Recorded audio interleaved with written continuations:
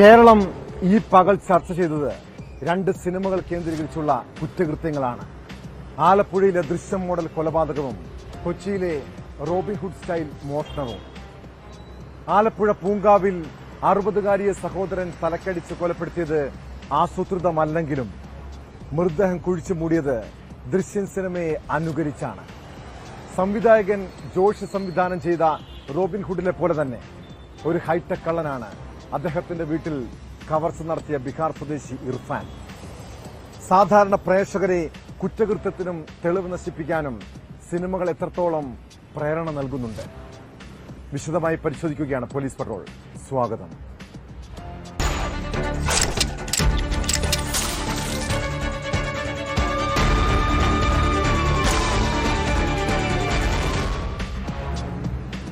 ആലപ്പുഴ പൂങ്കാവ് എന്ന ചെറിയ ഗ്രാമത്തെ നടുക്കിയ സംഭവമാണ് ദൃശ്യം മോഡൽ കൊലപാതകം. 60-കാരിയെ കൊലപ്പെടുത്തി മൃതദേഹം കുഴിച്ചിട്ടത് സ്വന്തം സഹോദരനാണ്. പൂങ്കാവ് സ്വദേശിനി റോസമ്മയെ കൊലപ്പെടുത്തിയ കേസിൽ സഹോദരൻ ബെന്നിയെ പോലീസ് കസ്റ്റഡിയിലെടുത്തു. ഇരുവരും തമ്മിലുണ്ടായ തർക്കത്തിനിടെ ബെന്നി സഹോദരിയെ കൊലപ്പെടുത്തിയെന്നും തുടർന്ന് ദൃശ്യം മോഡലിൽ മൃതദേഹം കുഴിച്ചു മൂടിയെന്നുമാണ് പോലീസ് സംശയിക്കുന്നത്. തനിക്കൊരു കൈയബദ്ധം പറ്റിയതായി തിങ്കളാഴ്ച രാവിലെ ബെന്നി സഹോദരിയുടെ മകളോട് പറഞ്ഞിരുന്നു. ഇതോടെയാണ് സംഭവം പുറത്തറിയുന്നത്.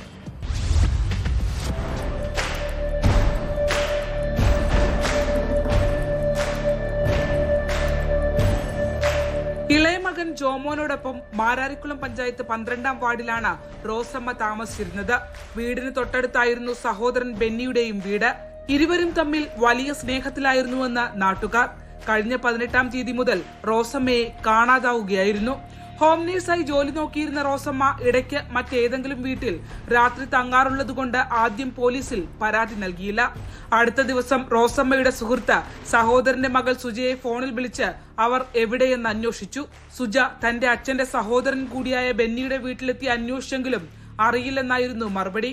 കുടുംബം പരാതി നൽകിയില്ലെങ്കിൽ താൻ പോലീസിൽ പരാതി നൽകുമെന്ന് മുൻ പഞ്ചായത്ത് മെമ്പർ കൂടിയായ സുജ അറിയിച്ചു. 20-ാം തീയതി രാവിലെ പരാതി നൽകി. പോലീസ് അന്വേഷണം തുടങ്ങുന്ന ഘട്ടത്തിലാണ് ബെന്നി താൻ റോസമ്മയെ കൊലപ്പെടുത്തിയെന്ന വിവരം സുജയോട് തന്നെ വെളിപ്പെടുത്തുന്നത്. ഉറപ്പിച്ച് പറയുന്നില്ല. എനിക്കൊന്നും പുള്ളിക്കാരന് വിക്ക് സ്വാഭാവികമായിട്ടുള്ളതുകൊണ്ട് എനിക്ക് പറയുന്നൊന്നും എനിക്ക് മനസ്സിലാകുന്നില്ലായിരുന്നു. പിന്നെ എനിക്ക് സംശയം തോന്നിയിട്ടാണ് ഞാൻ നേരെ നോർത്തിൽ ചെന്നിട്ട് CIനോട് എനിക്ക് സംശയമുണ്ട്, കേസെടുക്കണമെന്നും പറഞ്ഞിട്ട് ഞാൻ ചെന്ന് പറയുന്നത്. പോലീസിനെ ഇൻഫോം ചെയ്തത് ഞാനാണ് സ്റ്റേഷനിൽ ചെന്ന് പറയുന്നത്. സുജയുടെ രാവിലെ വീട്ടിൽ വന്നിട്ട് എന്നെ വിളിച്ച് മാറ്റി നിർത്തിയിട്ടാണ് പറയുന്നത്. എന്റെ കയ്യിൽ നിന്ന് അതൊക്കെ സംഭവിച്ചു, എന്നെ രക്ഷിക്കണമെന്നും പറഞ്ഞു. ബന്ധുക്കൾ രാവിലെ ഇക്കാര്യം പോലീസിനെ അറിയിക്കുകയായിരുന്നു. ബെന്നിയെ ആലപ്പുഴ നോർത്ത് പോലീസ് കസ്റ്റഡിയിലെടുത്ത് ചോദ്യം ചെയ്തതോടെ കൊലപാതകത്തിന്റെ ചുരുളഴിഞ്ഞു. വർഷങ്ങൾക്ക് മുൻപ് ഭർത്താവ് ഉപേക്ഷിച്ചു പോയ റോസമ്മയ്ക്ക് പുനർവിവാഹം വേണമെന്ന തീരുമാനമാണ് കൊലപ്പെടുത്താൻ കാരണമായതെന്ന് പ്രതി മൊഴി നൽകി. ചുറ്റികയ്ക്ക് തലക്കടിച്ച് കൊലപ്പെടുത്തിയ ശേഷം വീടിന്റെ പിന്നിലായി കുഴിയെടുത്ത് മൂടുകയായിരുന്നുവെന്നും പ്രതി പറഞ്ഞു.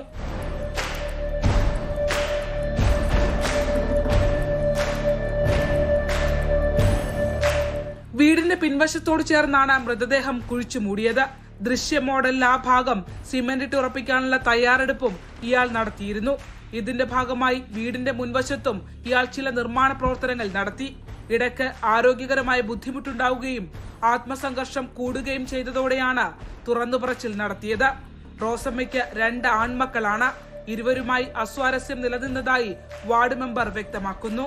മരിച്ച ചേച്ചിക്ക് 2 ആൺമക്കളുണ്ട്. അത് ഒരാള് വേറെ മാറി താമസിക്കുകയാണ്. ഇളയ മോനാണ് ഇവിടെ കൂടെയുള്ളത്. അവിടെ എന്താ കിടക്കാത്ത? രാത്രി മാത്രം എന്താ അങ്ങോട്ട് പോകുന്നത്? അവര് തമ്മിലെന്തോ ചേർച്ച ഉണ്ടായത് കൊണ്ടായിരിക്കാം. ഇദ്ദേഹം തന്നെ മുൻ പഞ്ചായത്ത് അംഗം സുജാനില് ഇവരുടെ കസിൻ ആണ്. അപ്പോൾ പുള്ളിക്കാരിയോട് ചെന്ന് നേരിട്ട് ചെന്ന് പറയായിരുന്നു ഇങ്ങനെ കയ്യബദ്ധം സംഭവിച്ചു. സുജ നൽകിയ വിവരത്തിന്റെ അടിസ്ഥാനത്തിൽ ചെട്ടിക്കാട് വെച്ചാണ് ബെന്നിയെ പോലീസ് പിടികൂടിയത്. തുടർന്ന് മൃതദേഹം പുറത്തെടുത്തു. റോസമ്മയുടെ കൈവശമുണ്ടായിരുന്ന സ്വർണം ബെന്നി പണയം വെച്ചിരുന്നു. മെയ് 1-ന് വിവാഹം നടക്കാനിരിക്കെ റോസമ്മ ഇത് തിരികെ ആവശ്യപ്പെട്ടു. ഇതിന്റെ പേരിൽ തർക്കമുണ്ടായിരുന്നതായും സ്വർണം കാണാനില്ലെന്നും മകൻ ജോമോൻ പോലീസിന് മൊഴി നൽകിയിട്ടുണ്ട്. പ്രതി പറയുന്ന കൊലപാതക കാരണം പോലീസ് പൂർണ്ണമായും വിശ്വാസത്തിലെടുത്തിട്ടില്ല. ആലപ്പുഴ ഡിവൈഎസ്പിയുടെ നേതൃത്വത്തിൽ ബെന്നിയെ കൂടുതൽ ചോദ്യം ചെയ്യും.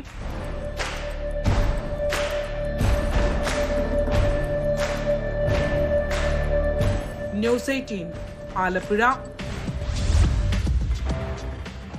സംവിധായകൻ ജോഷിയുടെ റോബിൻഹുഡും ബീഹാറിലെ റോബിൻഹുഡും തമ്മിൽ ബന്ധമൊന്നുമില്ല. പക്ഷേ പൃഥ്വിരാജ് നായകനായ ചിത്രം വീണ്ടും ചർച്ചയാവുകയാണ്. ജോഷിയുടെ കൊച്ചിയിലെ വീട്ടിൽ മോഷണം നടത്തിയ കേസിൽ പിടിയിലായ മുഹമ്മദ് ഇർഫാന് നാട്ടുകാർ ചാർത്തിക്കൊടുത്ത പേരാണ് റോബിൻഹുഡ്. ബീഹാറിലെ പഞ്ചായത്ത് പ്രസിഡന്റാണ് ഇയാളുടെ ഭാര്യ. പഞ്ചായത്ത് പ്രസിഡന്റിന്റെ ബോർഡ് വെച്ചുള്ള കാറിലാണ് കൊച്ചിയിൽ കവർച്ചയ്ക്കെത്തിയത്. 3 വർഷം മുൻപ് ഭീമ ജ്വല്ലറി ഉടമയുടെ തിരുവനന്തപുരത്തെ വസതിയിൽ നടത്തിയ മോഷണക്കേസിലും പ്രതിയായിരുന്നു ഇർഫാൻ. ഹൈടെക് മോഷണമാണ് രീതി. 6 സംസ്ഥാനങ്ങളിലായി 20ഓളം കേസുകളിലെ പ്രതിയാണ് ഇർഫാനെന്ന് പോലീസ് വ്യക്തമാക്കുന്നു.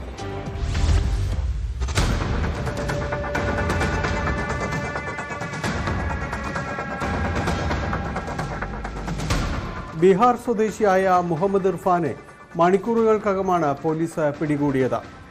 ഇയാളെക്കുറിച്ച് വ്യക്തമായ വിവരങ്ങൾ ആദ്യഘട്ടത്തിൽ ഇല്ലാതിരുന്ന പോലീസ് പിന്നീട് ലഭിച്ച CCTV ദൃശ്യങ്ങളിലൂടെയാണ് സഞ്ചരിച്ചത്.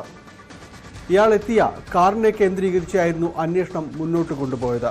സംവിധായകൻ ജോഷിയുടെ വീട്ടിൽ ഇയാൾ കവർച്ച നടത്തുമ്പോൾ ഇയാളുടെ കാര്യമായ ദൃശ്യങ്ങളൊന്നും CCTVയിൽ പതിഞ്ഞിരുന്നില്ല.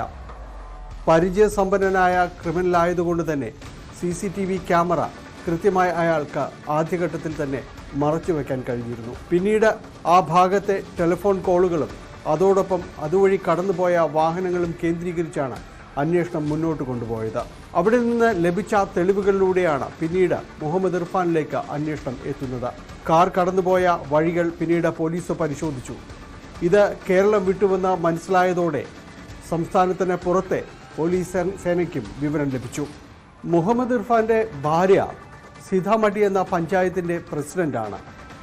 ഈ ജില്ലയിലെ പഞ്ചായത്ത് പ്രസിഡന്റായ ഇവർ അവരുടെ ഈ ബോർഡ് കാറിൽ ഘടിപ്പിച്ചിരുന്നു. ഈ ബോർഡ് തന്നെയാണ് മുഹമ്മദ് ഇർഫാൻ പിന്നീട് കവർച്ചയ്ക്ക് വേണ്ടി ഇവിടേക്ക് കേരളത്തിലേക്ക് എത്തുമ്പോൾ അതിൽ ഘടിപ്പിച്ചിരുന്നത്. ചെക്ക് പോസ്റ്റുകൾ ഒഴിവാക്കി, പരിശോധനകൾ ഒഴിവാക്കി സുഗമമായി കടന്നുപോരാൻ വേണ്ടിയായിരുന്നു ഇതെന്ന് ഇയാൾ പോലീസിനോട് സമ്മതിച്ചിട്ടുണ്ട്. കർണാടക പോലീസ് ഉടുപ്പിയിലെ കോട്ട എന്ന സ്ഥലത്ത് വെച്ചാണ് ഈ കാർ കണ്ടെത്തുന്നത്. പരിശോധനയിലാണ് മുഹമ്മദ് ഇർഫാൻ പിടിയിലാകുന്നത്. ഇയാളിൽ നിന്ന് സംവിധായകൻ ജോഷിയുടെ വീട്ടിൽ നിന്ന് കവർച്ച ചെയ്ത വജ്രങ്ങളും സ്വർണ്ണാഭരണങ്ങളും വാച്ചുകളും എല്ലാം അടങ്ങിയ ബാഗ് കണ്ടുകിട്ടുകയും ചെയ്തു. പിന്നീട് കൊച്ചിയിൽ നിന്ന് പോലീസ് സംഘമെത്തി ഇയാളെ കൊച്ചിയിലേക്ക് കൂട്ടിക്കൊണ്ടുവരികയായിരുന്നു. ഇയാൾക്കെതിരെ 6 സംസ്ഥാനങ്ങളിലായി 19ഓളം കേസുകൾ നിലവിലുണ്ട്. അവസാന കേസിൽപ്പെടുന്നത് ഹൈദരാബാദിലെ ജൂബിലി ഹിൽസിലെ ആഡംബര മേഖലയിൽ നിന്ന് കവർച്ച നടത്തിയ കേസിലാണ്. കൊച്ചിയിലെ ആഡംബര സമ്പന്നർ താമസിക്കുന്നൊരു മേഖല എന്ന് കണക്ക് കൂട്ടുന്നൊരിടമാണ് പനമ്പള്ളി നഗർ പ്രദേശം. അതുകൊണ്ടാണ് ഗൂഗിളിൽ തിരഞ്ഞ് ഇയാൾ ഇവിടേക്ക് എത്തിയത്. അങ്ങനെയാണ് പോലീസിനോട് പറഞ്ഞിട്ടുള്ളതെങ്കിലും ഇത് അപ്പാടെ വിശ്വസിക്കാൻ പോലീസ് തയ്യാറായിട്ടില്ല. പോലീസ് ഇത് സംബന്ധിച്ച് അന്വേഷണങ്ങൾ നടത്തുന്നുണ്ട്. പ്രത്യേകിച്ച് പ്രാദേശികമായ ഏതെങ്കിലും രീതിയിലുള്ള ഒരു സഹായം ലഭിച്ചിട്ടുണ്ടോ എന്ന കാര്യത്തിലാണ് പോലീസ് അന്വേഷണം തുടരുന്നത്. തിരുവനന്തപുരത്ത് ഇതിനു മുമ്പ് ഭീമ ജ്വല്ലറി ഓണറിന്റെ വീട്ടിലും മോഷണം നടത്തിയിരുന്നു. ആ കേസിലെയും പ്രതിയാണ് കേരളത്തിൽ. എക്സ്റ്റൻസീവായിട്ട് CCTV വിഷ്വൽസ് അനലൈസ് ചെയ്തു. അതിൽ നിന്ന് ഒരു വെള്ള കളർ ഹോണ്ട അക്കോർഡ് കാർ ഒരു സംശയാസ്പദമായ രീതിയിൽ പോകുന്നത് കണ്ടു. അങ്ങനെ ആ കാറിനെ ബേസ് ചെയ്തുള്ള ഇൻവെസ്റ്റിഗേഷനാണ്. പിന്നീട് അതിന്റെ നമ്പർ പ്ലേറ്റ് ഐഡന്റിഫൈ ചെയ്യും, ആ ഡീറ്റെയിൽസ് ലഭിക്കുകയും ചെയ്യുകയുണ്ടായി. ഉച്ചയ്ക്ക് ഏകദേശം 2:30 മണിയോടെ കാസർഗോഡ് ഡിസ്ട്രിക്ട് ക്രോസ് ചെയ്യുകയുണ്ടായി. അതിനുശേഷമാണ് നമ്മൾ കർണാടക പോലീസിന്റെ കോർഡിനേഷനിൽ ഇവരെ അറസ്റ്റ് ചെയ്തത്. തിരുവനന്തപുരത്ത് ഇയാൾ സമാനമായ രീതിയിലൊരു കവർച്ച നടത്തിയതായി പോലീസിനോട് സമ്മതിച്ചിട്ടുണ്ട്. ഒരു പ്രമുഖ ജ്വല്ലറി ഉടമയുടെ തിരുവനന്തപുരത്തെ വസതിയിൽ നിന്ന് കവർച്ച നടത്തിയതും താൻ തന്നെയാണെന്ന് ഇയാൾ പോലീസിനോട് പറഞ്ഞിട്ടുണ്ട്. എന്നാലും ഈ രീതിയിൽ മറ്റു പലയിടങ്ങളിലും കവർച്ച നടത്തിയിട്ടുണ്ടോ എന്ന സംശയം പോലീസിനുണ്ട്. കാരണം പനമ്പള്ളി നഗറിൽ തന്നെ 3 വീടുകളിൽ ഇയാൾ കവർച്ച നടത്താൻ ശ്രമിച്ചിരുന്നതായി അയാൾ സമ്മതിച്ചിട്ടുണ്ട്. അതിന് തക്ക തെളിവുകളും പോലീസിന് ലഭിക്കുകയും ചെയ്തു. എന്തായാലും പോലീസ് ഇക്കാര്യത്തിൽ ആദ്യഘട്ടത്തിൽ തന്നെ എടുത്ത ഒരു ജാഗ്രത വളരെ പെട്ടെന്ന് തന്നെ പ്രതിയെ പിടികൂടുന്നതിന് സഹായകരമായിട്ടുണ്ട്.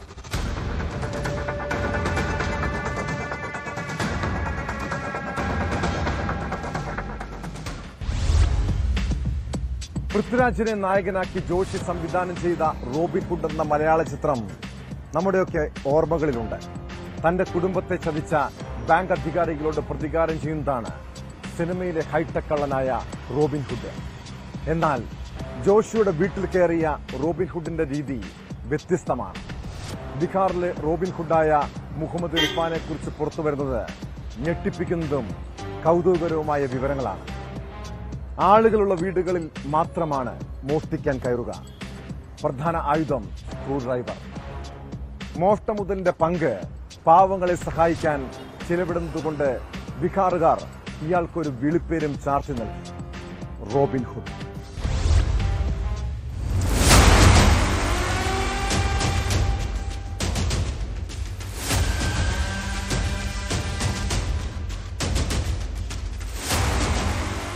തന്റെ കുടുംബത്തെ ചതിച്ച ബാങ്ക് അധികാരികളോട് പ്രതികാരം ചെയ്യാൻ നടക്കുന്ന ഹൈടെക് കള്ളന്റെ കഥയാണ് പൃഥ്വിരാജ് നായകനായ റോബിൻഹുഡ്. സിനിമയിൽ പൃഥ്വിരാജിന്റെ കഥാപാത്രം ബൈക്കിൽ സഞ്ചരിച്ചാണ് മോഷണം നടത്തുന്നതെങ്കിൽ ബീഹാറിലെ റോബിൻഹുഡായ മുഹമ്മദ് ഇർഫാൻ വിവിധ സംസ്ഥാനങ്ങളിലൂടെ കാറിൽ യാത്ര ചെയ്താണ് കൊച്ചിയിലെത്തിയത്.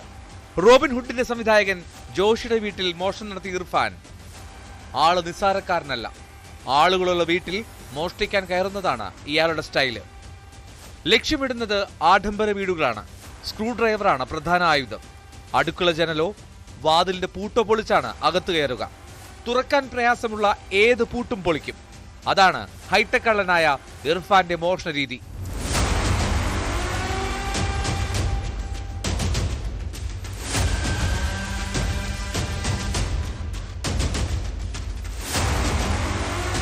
ജോഷിയുടെ റോബിൻഹുഡിനേക്കാൾ വ്യത്യസ്തമായ പല പ്രത്യേകതകളും ഇർഫാനുണ്ട്. സമ്പന്നരുടെ വീട്ടിൽ നിന്ന് മോഷ്ടിക്കുന്ന പണം പാവങ്ങളെ സഹായിക്കാൻ ചെലവഴിക്കും. നിർധന കുടുംബത്തിലെ പെൺകുട്ടികളുടെ വിവാഹം നടത്തിക്കൊടുക്കും. ചികിത്സാ സഹായം ആവശ്യമുള്ളവർക്ക് കൈത്താങ്ങാകും. മോഷണം മുതലിന്റെ പങ്ക് പാവങ്ങളെ സഹായിക്കാൻ ചെലവിടുന്നത് കൊണ്ടാണ് റോബിൻഹുഡ് എന്ന വിളിപ്പേര് വീണത്.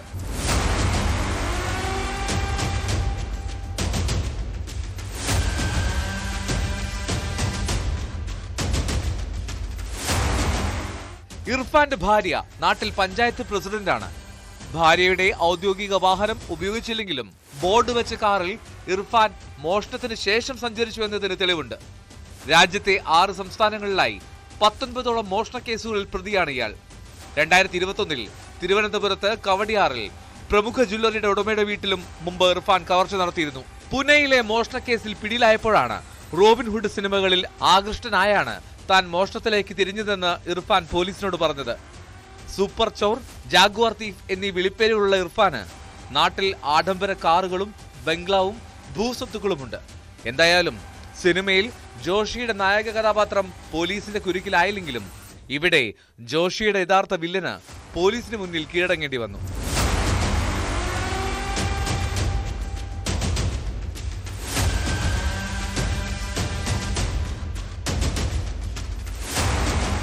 ന്യൂസ് 18 കൊച്ചി.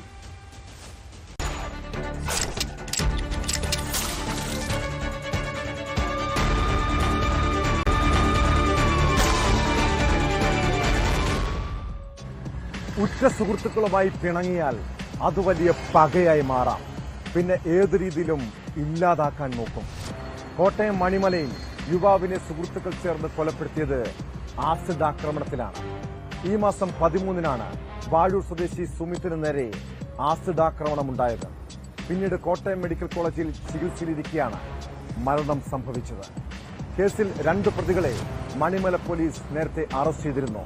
മുൻവൈരാഗ്യത്തെ തുടർന്നാണ് ആക്രമണമെന്ന് പോലീസ് വ്യക്തമാക്കുന്നു.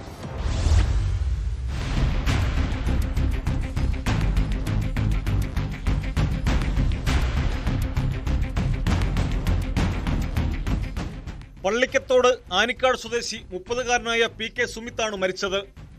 ഒന്നിച്ച് വാടകയ്ക്ക് താമസിച്ചിരുന്ന സുഹൃത്തുക്കൾ പൊന്തൻപുഴ വനമേഖലയിൽ എത്തിച്ച് മദ്യം നൽകിയ ശേഷമാണ് ആസിഡ് ആക്രമണം നടത്തിയത്. ഈ മാസം 13-നായിരുന്നു സംഭവം. ഗുരുതരമായി പൊള്ളലേറ്റ സുമിത് കോട്ടയം മെഡിക്കൽ കോളേജ് ആശുപത്രിയിൽ ചികിത്സയിലിരിക്കെയാണ് മരിച്ചത്. കേസിലെ പ്രതികളായ ഇടുക്കി സ്വദേശി സാബു ദേവസ്യ, കൊടുങ്ങൂർ സ്വദേശി രാജു എന്ന പ്രസീദ് എന്നിവരെ മണിമല പോലീസ് നേരത്തെ അറസ്റ്റ് ചെയ്തിരുന്നു. ഇരുവരും റിമാൻഡിലാണ്. സുമിത് മരിച്ച സാഹചര്യത്തിൽ പ്രതികൾക്കെതിരെ കൊലക്കുറ്റം ചുമത്തും.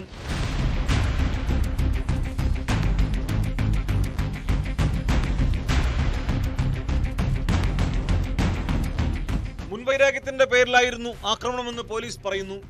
സാബു ദേവസ്യ സുമിത്തിനെ തന്റെ സ്കൂട്ടറിൽ കയറ്റി മണിമല ബസ് സ്റ്റാൻഡിലെത്തിയതിനു ശേഷം ഇവിടെ നിന്ന് ബസ്സിൽ പൊന്തമ്പുഴ വനമേഖലയ്ക്ക് സമീപം കൊണ്ടുവരികയായിരുന്നു.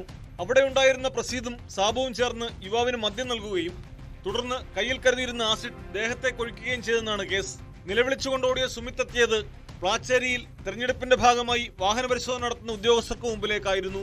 മാർച്ച് 30-ന് സമാനമായ രീതിയിൽ സുമിത്തിനെ ആസിഡ് ഒഴിച്ച് കൊലപ്പെടുത്താൻ വനത്തിലെത്തിച്ചെങ്കിലും അന്ന് കൊലപാതക ശ്രമം നടത്താൻ സാധിച്ചില്ലെന്ന് പ്രതികൾ പോലീസിന് മൊഴി നൽകി. പ്രസീദിനെതിരെ പള്ളിക്കത്തോട് പോലീസ് സ്റ്റേഷനിൽ കൊലക്കേസ് നിലവിലുണ്ട്.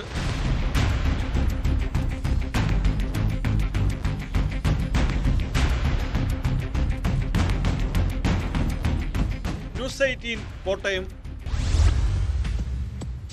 പോലീസിനെ കണ്ടപാടെ ക്രിമിനൽ സംഘങ്ങൾ ഓടി രക്ഷപ്പെടാൻ ശ്രമിക്കാറുണ്ട്. കോട്ടയം അതിരമ്പുഴയിൽ ഇങ്ങനെ പോലീസിനെ കണ്ട് ഭയന്നോടിയ യുവാവ് പൊട്ടക്കിണറ്റിൽ വീണ് മരിച്ചു. അതിരമ്പുഴ സ്വദേശി ആകാശ് സുരേന്ദ്രനാണ് മരിച്ചത്. കഞ്ചാവ് സംഘങ്ങൾ തമ്മിലുണ്ടായ സംഘർഷത്തിനിടെ പോലീസ് എത്തിയപ്പോഴായിരുന്നു സംഭവം. ഈ പ്രദേശത്താണ് കഞ്ചാവ് മാഫിയ താവളമടിച്ചിരിക്കുന്നതെന്നാണ് പോലീസിന് ലഭിച്ച വിവരം.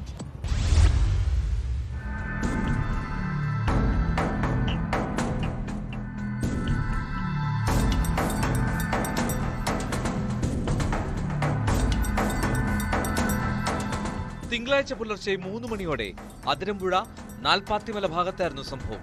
ഇവിടെ രാത്രി 2 സംഘങ്ങൾ തമ്മിൽ തർക്കമുണ്ടാവുകയും കയ്യാങ്കളിയിലേക്ക് നീങ്ങുകയും ചെയ്തിരുന്നു. അർദ്ധരാത്രിക്ക് ശേഷവും ബഹളം തുടർന്നതോടെ നാട്ടുകാർ പോലീസിനെ വിവരം അറിയിച്ചു. ഗാന്ധിനഗർ പോലീസിന്റെ പെട്രോളിംഗ് സംഘം എത്തിയതോടെ സംഘാംഗങ്ങൾ ചിതറിയോടി. ആകാശ് ഇതിനിടെ വഴിതെറ്റി സമീപത്തെ പൊട്ടക്കിണറ്റിൽ വീഴുകയായിരുന്നു എന്നാണ് വിവരം.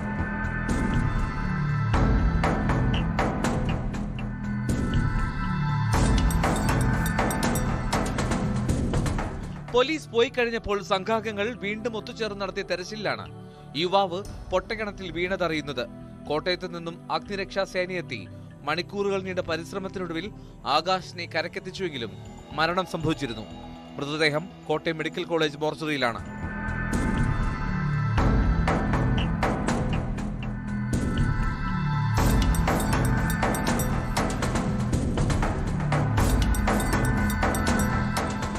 ന്യൂസ് 18 കോട്ടയം.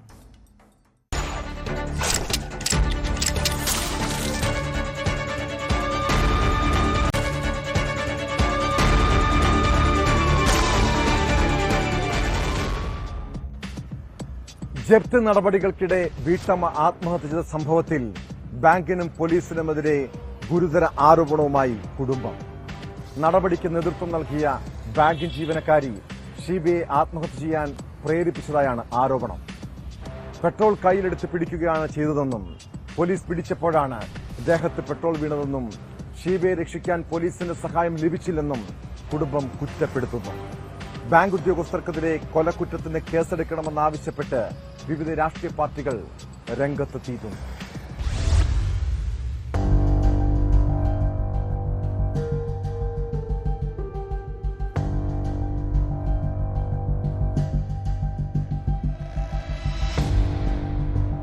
നെടുങ്കണ്ടം ആശാരിക്കണ്ടത്തുള്ള വീടും 13 സെന്റ് സ്ഥലവും 2017-ലാണ് ഷീബയും കുടുംബവും വാങ്ങിയത്. മുന്നുടമയായ ജോസഫ് ആന്റണിയുടെ മകന്റെ പേരിലാണ് സ്ഥലം. ഈ സ്ഥലം പണയപ്പെടുത്തി 25 ലക്ഷം രൂപ സൗത്ത് ഇന്ത്യൻ ബാങ്കിൽ നിന്നും വായ്പയെടുത്തിരുന്നു.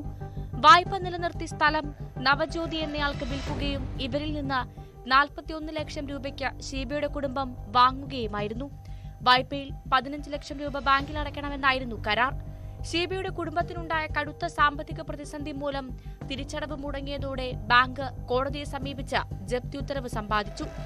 ജപ്തി നടപടികൾക്കായി എത്തിയപ്പോഴാണ് അനിഷ്ട സംഭവങ്ങൾ ഉണ്ടായത്. 5 സെന്റിന്റെ പട്ടയം മമ്മി മേടിച്ചുകൊണ്ട് പോയി.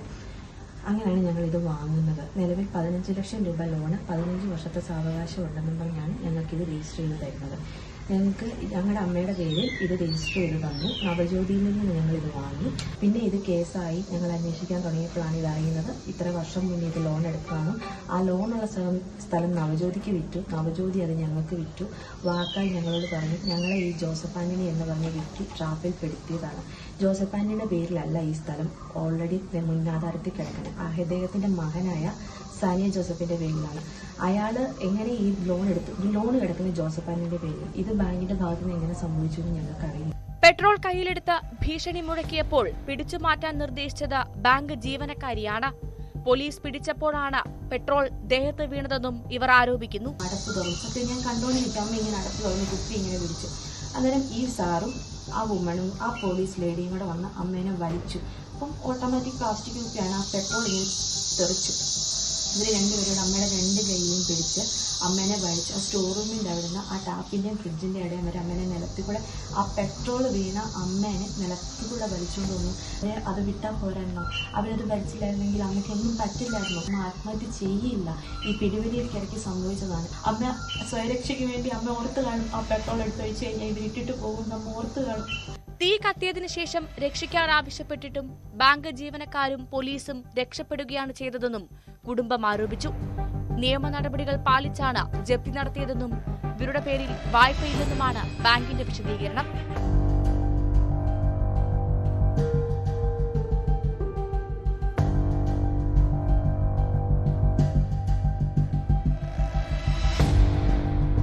ന്യൂസ് 18 ഇടുക്കി. പാറശാലയിൽ കാമുകനെ വിഷം കൊടുത്ത് കൊലപ്പെടുത്തിയ ഗ്രീഷ്മ കേസിൽ നിന്നും രക്ഷപ്പെടാൻ പഠിച്ച പണി 18 പയറ്റുന്നുണ്ട്. ഷാരോൺ വധക്കേസിലെ അന്തിമ റിപ്പോർട്ട് റദ്ദാക്കണമെന്നാവശ്യപ്പെട്ട് പ്രതി ഹൈക്കോടതിക്ക് പിന്നാലെ സുപ്രീം കോടതിയും സമീപിച്ചിരുന്നു. ഗ്രീഷ്മ നൽകിയ ഹർജി സുപ്രീം കോടതിയും തള്ളിയിരിക്കുകയാണ്. ഷാരോൺ കേസിൽ അന്വേഷണ സംഘം സമർപ്പിച്ച റിപ്പോർട്ട് വിചാരണ നടപടികൾക്കായി നെയ്യാറ്റിൻകര അഡീഷണൽ സെഷൻസ് കോടതിക്ക് കൈമാറിയിട്ടുണ്ട്. എന്നാൽ പ്രത്യേക അന്വേഷണ സംഘത്തലവനായ ക്രൈംബ്രാഞ്ച് ഡിവൈഎസ്പി അന്തിമ റിപ്പോർട്ട് നൽകിയത് നിയമപരമല്ലെന്നായിരുന്നു ഹർജിയിലെ ആക്ഷേപം.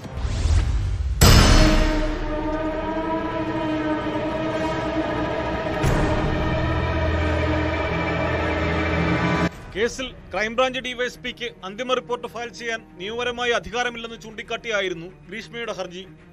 അഭിഭാഷകൻ ശ്രീറാം പാറക്കാട്ടാണ് ഗ്രീഷ്മയ്ക്കായി ഹർജി സമർപ്പിച്ചത്. പോലീസ് സ്റ്റേഷന്റെ ചുമതലയുള്ള ഉദ്യോഗസ്ഥൻ റിപ്പോർട്ട് നൽകണമെന്നാണ് ചട്ടം. ക്രൈംബ്രാഞ്ച് ഡിവൈഎസ്പിക്ക് സ്റ്റേഷന് ചുമതല നൽകി വിജ്ഞാപനം ഇറക്കിയിട്ടില്ലാത്ത സാഹചര്യത്തിൽ അന്വേഷണ റിപ്പോർട്ട് നൽകാനുള്ള അധികാരമില്ല. ഈ സാഹചര്യത്തിൽ സെഷൻസ് കോടതിയുടെ പരിഗണനയിലുള്ള റിപ്പോർട്ടും തുടർ നടപടികളും റദ്ദാക്കണമെന്നായിരുന്നു ഹർജിയിലെ ആവശ്യം. എന്നാൽ ഈ വാദം നിലനിൽക്കില്ലെന്ന് സുപ്രീം കോടതി വ്യക്തമാക്കി. ഈ ആവശ്യം ഉന്നയിച്ച് സമർപ്പിച്ച ഹർജി ഹൈക്കോടതി തള്ളിയ സാഹചര്യത്തിലാണ് സുപ്രീം കോടതിയിൽ അപ്പീൽ നൽകിയിരുന്നത്.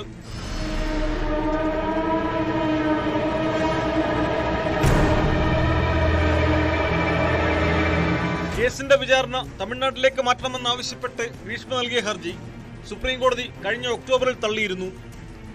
കേരളത്തിൽ നടക്കുന്ന വിചാരണ കന്യാകുമാരി കോടതിയിലേക്ക് മാറ്റണമെന്നായിരുന്നു ആവശ്യം. പ്രണയബന്ധത്തിൽ നിന്ന് പിന്മാറാൻ വിസമ്മതിച്ചതിന് കാമുകനായ ഷാരോൺ രാജിനെ കഷായത്തിൽ കളനാശിനി കലർത്തി നൽകി കൊലപ്പെടുത്തിയെന്നാണ് കേസ്. തിരുവനന്തപുരം മെഡിക്കൽ കോളേജിൽ ചികിത്സയിലിരിക്കെ 2022 ഒക്ടോബർ 25-നാണ് ഷാരോൺ മരിച്ചത്.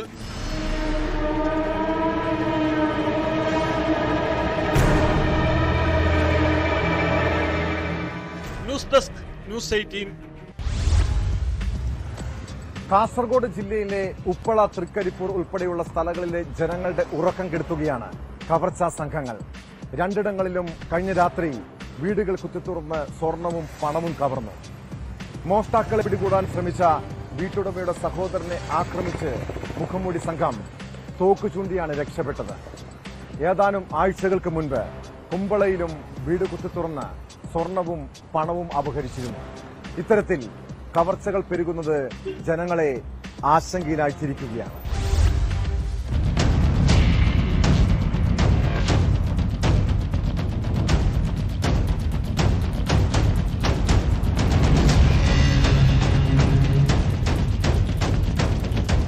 കർണാടകയോട് അതിർത്തി പങ്കിടുന്ന ഉപ്പള സോങ്കാൽ പ്രതാപനഗറിൽ വീട് കുത്തിത്തുറന്നാണ് സ്വർണവും പണവും കവർച്ച നടത്തിയത്.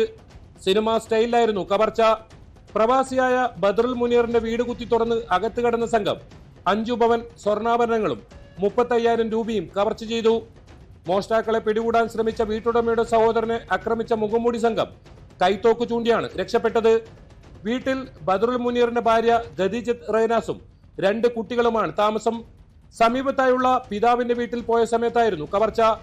വീടിന് മുന്നിൽ സംശയകരമായ സാഹചര്യത്തിൽ 2 ബൈക്കുകൾ നിർത്തിയിട്ടത് ശ്രദ്ധയിൽപ്പെട്ടതോടെ പരിശോധിക്കുന്നതിനിടെ മോഷ്ടാക്കൾ ആക്രമിക്കുകയായിരുന്നു. സംഘത്തിൽ 6 പേർ ഉണ്ടായതായാണ് ഇവരുടെ മൊഴി.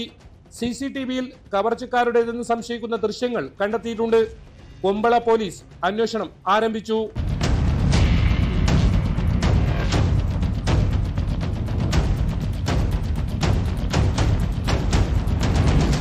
തൃക്കരിപ്പൂർ പേക്കടത്ത് പരുത്തിച്ചാലിൽ MV രവീന്ദ്രന്റെ വീട് കുത്തിത്തുറന്ന് 6 പവൻ സ്വർണ്ണാഭരണങ്ങളും 15,000 രൂപയുമാണ് കവർന്നത്. കുടുംബം ബംഗളൂരുവിലെ മകളുടെ വീട്ടിൽ പോയ സമയത്താണ് കവർച്ച. വീട്ടുകാരില്ലാത്ത സമയം നോക്കിയാണ് കവർച്ച നടന്നത് എന്നതിനാൽ ഇവർക്ക് പ്രാദേശിക സഹായം ലഭിച്ചിട്ടുണ്ടോ എന്നതും പോലീസ് പരിശോധിക്കുന്നുണ്ട്. ഏതാനും ആഴ്ചകൾക്ക് മുൻപാണ് കുമ്പള ശാന്തിപ്പള്ളത്ത് വീട് കുത്തിത്തുറന്ന് 23 പവൻ സ്വർണ്ണാഭരണങ്ങളും വിദേശ കറൻസികളും കവർന്നത്. കേസിൽ അന്വേഷണം നടന്നുവരുന്നതിനിടെയാണ് ജനങ്ങളെ ആശങ്കയിലാഴ്ത്തി വീണ്ടും കവർച്ച.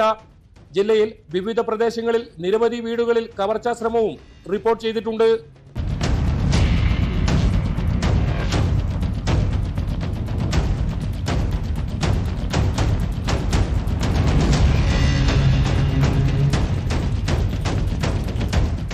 ന്യൂസ് 18 കാസർഗോഡ്. മലപ്പുറം പൊന്നാനിയിലെ സ്വർണ്ണ വ്യാപാര കേന്ദ്രത്തിൽ മോഷണശ്രമം നടന്ന സംഭവം പോലീസ് പെട്രോൾ കഴിഞ്ഞ ദിവസം റിപ്പോർട്ട് ചെയ്തിരുന്നു. കേസിലെ പ്രതിയെ 2 ദിവസത്തിന് ശേഷം പോലീസ് പിടികൂടി. പൊന്നാനി ചന്തപ്പടിയിലെ സ്വർണ്ണ വ്യാപാര കേന്ദ്രത്തിൽ മോഷണശ്രമം നടത്തിയ പൊന്നാനി സ്വദേശി ആസിഫാണ് അറസ്റ്റിലായത്. കടബാധ്യത തീർക്കാനാണ് കവർച്ച നടത്തിയതെന്നാണ് പ്രതിയുടെ മൊഴി.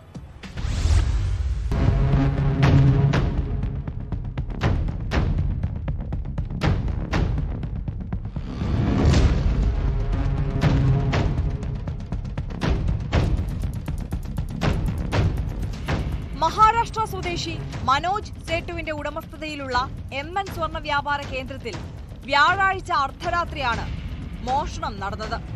CCTV ഉൾപ്പെടെ തകർത്തതിനാൽ 26,000 രൂപയുടെ നാശനഷ്ടമുണ്ടായി. ലോക്കറിൽ 1 കിലോ സ്വർണമുണ്ടായിരുന്നുവെങ്കിലും ഇത് നഷ്ടപ്പെട്ടിരുന്നില്ല. കൽപ്പണിക്കാരനായ ആസിഫ് കുറി നടത്തി പൊളിഞ്ഞതിനെ തുടർന്ന് 1 ലക്ഷത്തോളം രൂപ കടബാധ്യതയുണ്ടായി. മകളുടെ സ്വർണം വിൽക്കാൻ മോഷണം നടന്ന ഷോപ്പിലെത്തിയ പ്രതി കടയിൽ പണമുണ്ടെന്ന് മനസ്സിലാക്കി രാത്രിയിലെത്തി ജനലിളക്കി കടയ്ക്കകത്ത് കയറുകയായിരുന്നുവെന്ന് പോലീസ് പറഞ്ഞു.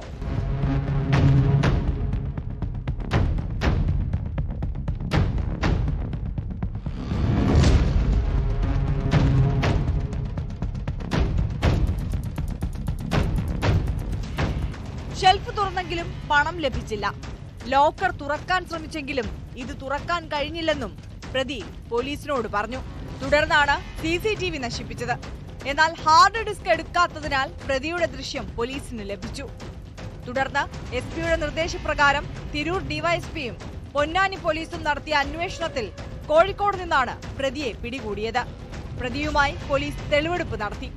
കോടതിയിൽ ഹാജരാക്കിയ പ്രതിയെ റിമാൻഡ് ചെയ്തു.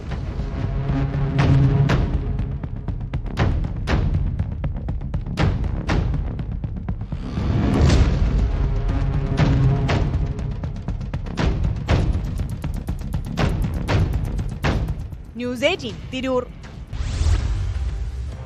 നമ്മുടെ യുവതലമുറയെ ഏറ്റവും അധികം നശിപ്പിക്കുന്നത് ലഹരി മാഫിയയാണ്.